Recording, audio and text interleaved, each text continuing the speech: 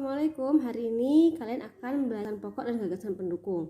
Gagasan pokok dan gagasan pendukung bisa kalian temukan di setiap paragraf dalam sebuah teks.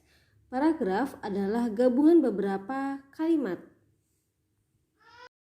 Nah, di dalam satu paragraf ini terdapat satu gagasan pokok dan beberapa gagasan pendukung.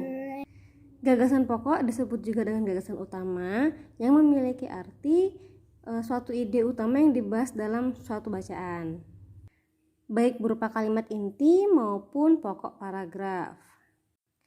Gagasan pokok ini dinyatakan secara eksplisit atau jelas dan atau implisit, tidak begitu jelas. Nah, untuk eksplisit sendiri dapat dijumpai dalam jenis paragraf deduktif, induktif, dan campuran. Apa itu? Untuk paragraf deduktif adalah gagasan pokok ada di awal paragraf.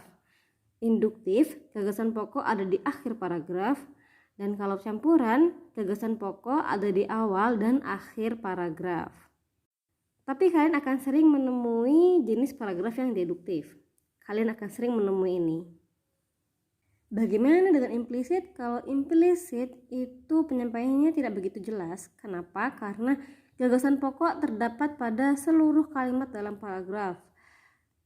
Nah, biasanya gagasan pokok yang disampaikan secara implisit ini itu berada di teks deskriptif dan teks naratif.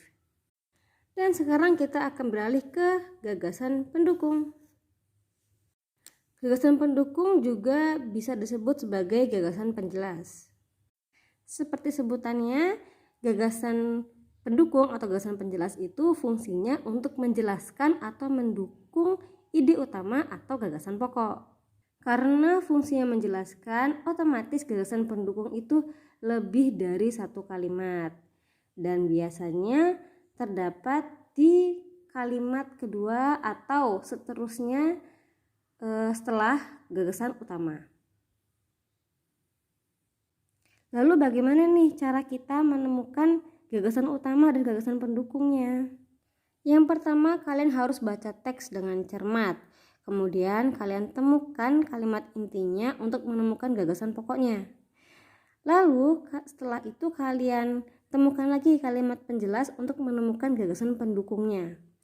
Kemudian kalian ubah kalimat utama dan kalimat penjelas tadi ke bentuk kalimat yang lebih inti. Jika kalian sudah bisa menemukan gagasan utama dan gagasan pendukungnya, maka kalian juga sudah bisa merangkum sebuah teks bacaan.